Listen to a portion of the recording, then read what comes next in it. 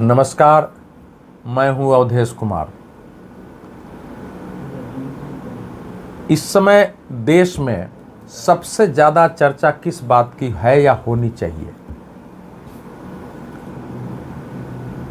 उत्तर प्रदेश के बलरामपुर जिले में केंद्र बनाकर, बलरामपुर जिले को केंद्र बनाकर भारत और भारत के बाहर जितना हिंदुओं को मुसलमान बनाने का, क्योंकि धर्मांतरण शब्द जरा वो परिवर्तन करने का जितना बड़ा तंत्र रैकेट कहना सामने आया है, वो क्या आपके हमारे दिल पर धक्का नहीं पहुंचाता है, आघात नहीं है?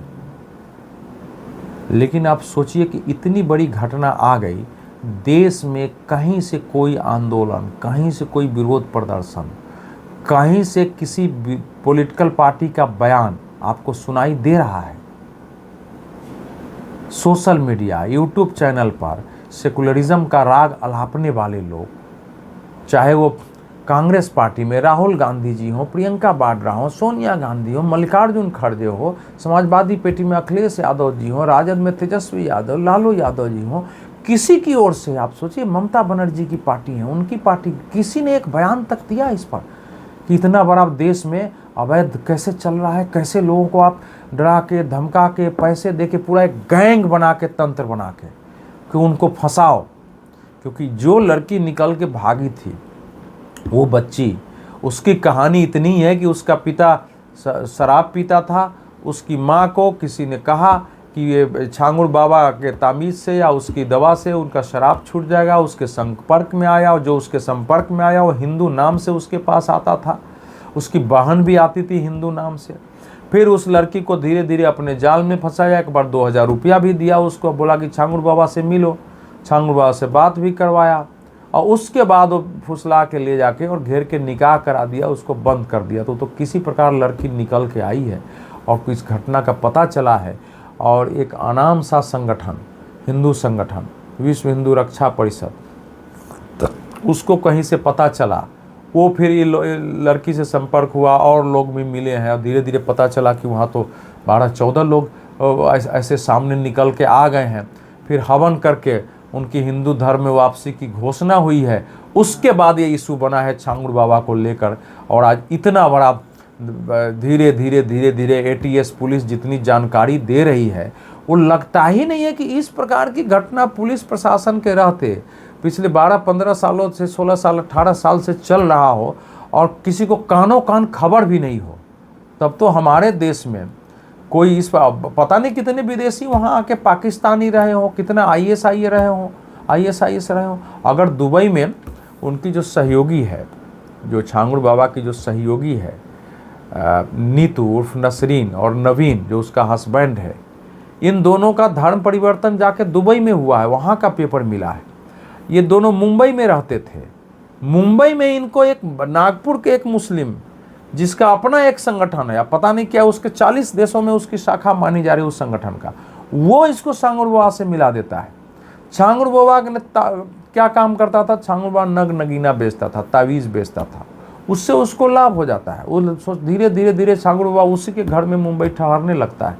बाद में वो सब तय करता है कैसे उसका माइंड वॉश किया गया होगा, रेडिकलाइज, कि हमको मुसलमान हो जाना चाहिए और हो करके छांगुर बाबा के साथ ही रहना चाहिए। और दोनों मुसलमान होके यहाँ आ जाते हैं बलरामपुर, ज़मीन खरीदते, 3 बीघे ज़मीन में वो जो कोठी है, 70 कमरे बने हुए हैं, उसमें हॉल हैं, हर चीज़ सुख सुविधा उसमें है। आपको गैलरियाँ मिलेंगी, हॉल मिलेंगे, सारी सुख सुविधाओं के सामान हैं वहाँ, कितने किचन है उसके अंदर, और उसके वहाँ तक सड़क नहीं था उस गांव तक, तो उसने मेन रोड से 500 मीटर, यानी आधा, वो 500 मीटर तक उसने सड़क बना दिया, आधा किलोमीटर, और प्रशासन को कानों कान खबर तक नहीं है। और अभी तक की जानकारी आ रही है, अब कितनी है संख्या, कि करीब 1500 लोगों को ये हिंदू से मुसलमान बना चुके हैं। अगर कोई अपने मन से बन रहा हो, लेकिन इस ढंग से जाके उनको बताते और समझाते हैं कि धीरे धीरे आदमी को लगने लगता है। जो उनके यहाँ कोर्स थे, 40-50 जो है एक कमांडो फोर्स उसने बना के रखा था, जो उसके साथ समस्या हो गई तो फाइट करते थे। अब पता चल रहा है कि स्थानीय थाना पुलिस सब उसके पक्ष में होते थे, क्योंकि सब तक पैसे पहुंचते होंगे, उसका दबदबा होता होगा देश और दुनिया में। वहाँ बहुत सारे, अभी तो पता नहीं चला, पता नहीं कितने प्रोग्राम होते होंगे, क्योंकि तो ये इस प्रकार के प्रोग्राम होते होंगे। अभी तो धीरे धीरे चीज़ें सामने आ रही है कि कोई कह रहा है, अभी तक जो खबर आ रही है, कोई कह रहा है कि 100 करोड़ का उसका पूरा 100 करोड़ के आसपास इस बीच जो है पैसे आए हैं और खर्च हुए हैं सारे।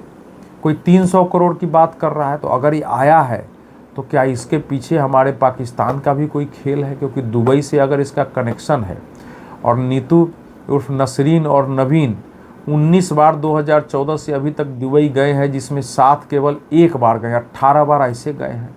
वहाँ ये क्यों जाते थे? अभी इसकी जांच की, अब जांच में सामने नहीं आया है। वहाँ से संयुक्त अरब अमीरात से संपर्क हो चुका है, वहाँ चल रहा होगा। अब यहाँ से तो ये जो छांगुड़ बाबा है, ये इसका पिता बचपन में मर गया, इसकी माँ इसको अपने ननिहाल में लेके आ गई, वहीं पाला पोसा। ये थोड़ा सा सयाना हुआ तो कपड़े की फेरी लगाने लगा, फिर इसने नगीना बेचना शुरू किया, थोड़े बहुत तंत्र वगैरह सीखा होगा। उसके बाद जो है कुछ व्यापारियों को देने लगा, किसी को फ़ायदा होने लगा तो लोग इसको मानने लगे, इसके पास लोग आने लगे, इसकी संख्या बढ़ने लगी वहाँ लोगों की।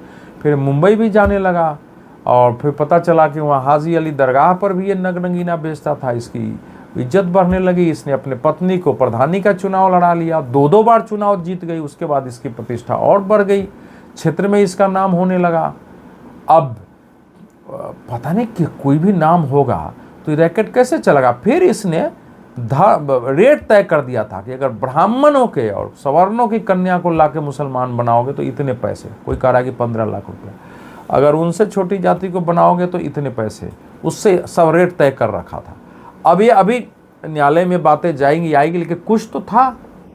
तो इतने लोगों का धर्म परिवर्तन हो गया, इतना कुछ करता रहा, कमांडो फोर्स उसका बन रहा है, और हम सब लोग सोए पड़े हुए हैं। अब ये पहले 2022 में ही उत्तर प्रदेश में ऐसे ही धर्मांतरण का मामला सामने आया, जब 10-10 लाख रुपया लेके ऊंची जाति के लोग हिंदू बन गए थे। बीच बीच में ऐसी घटनाएं वहाँ आती रहती है उत्तर प्रदेश में, जगह जगह आने के बाद फिर कार्रवाई होती है। आखिर अब जरा सोचिए, हम सरकार की आलोचना कर सकते हैं। भारतीय जनता पार्टी की सरकार, योगी आदित्यनाथ मुख्यमंत्री, उप मुख्यमंत्री केशव प्रसाद मौर्य, जिनका बैकग्राउंड विश्व हिंदू परिषद से है, उन सब का विचार धर्मांतरण के पक्ष में तो नहीं है। प्रशासन को तो स्पष्ट आदेश होगा भाई, अगर इस प्रकार की चूंकि घटनाएं आ गई हैं, उसके बाद प्रशासन को, चाहे संभल की घटनाएं आ रही हैं, कहाँ कहाँ की आ रही है, जहाँ मंदिरें जमींदोज हो रहे हैं, कुएं जमींदोज हो रहे हैं, लोग उस पर दखल कर दे रहे हैं, पूरा का पूरा तीर्थ स्थल खत्म हो गया, वहाँ नामो निशान तक नहीं छोड़ा जा रहा है। ऐसी घटनाएं उत्तर प्रदेश में सामने आ रही हैं। कम से कम प्रशासन को इतना तो होगा ही कि भाई ऐसी घटनाओं पर पूरी कड़ाई बरतनी है, आगे नहीं हो सके, इसके बावजूद हो रहा है। तो आप सोचिए प्रशासन कितना भ्रष्ट है।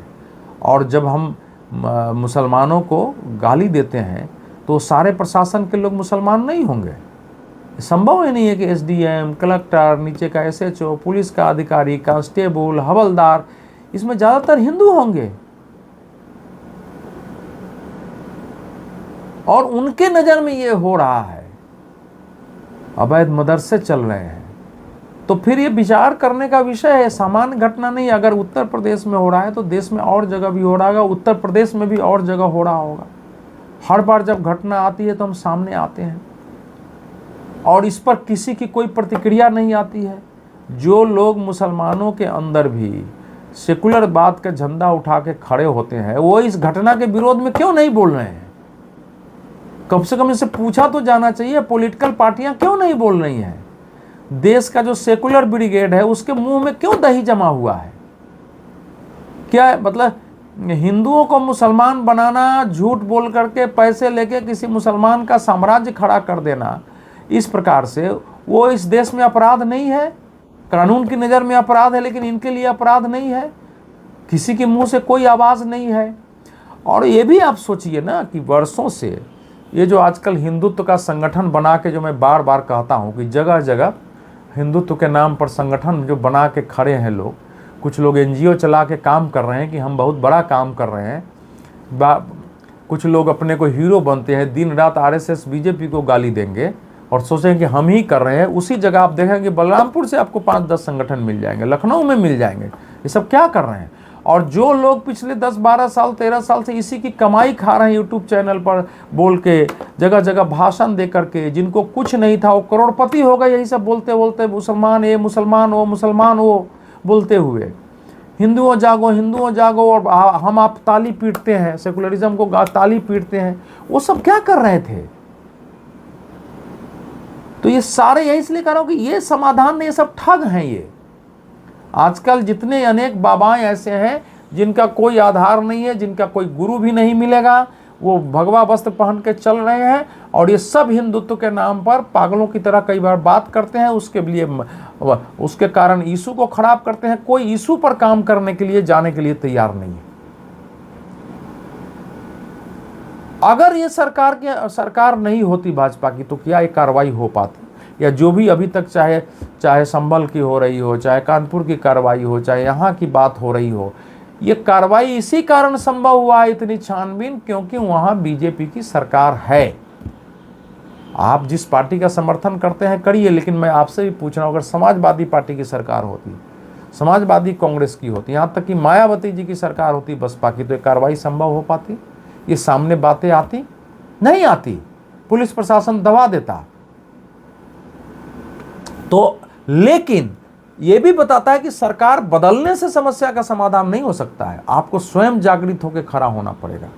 ये संभव नहीं है कि सरकार, प्रशासन भी देखता है, वहाँ सबको, लोगों को, निकट के लोगों को पता होगा, इतने बड़े बड़े वहाँ कार्यक्रम हुए होंगे, कहाँ कहाँ से लोग आए होंगे, आखिर इतना खर्च है, सारा उसका साम्राज्य है इतने साधारण आदमी का, तो कुछ तो होगा उसमें।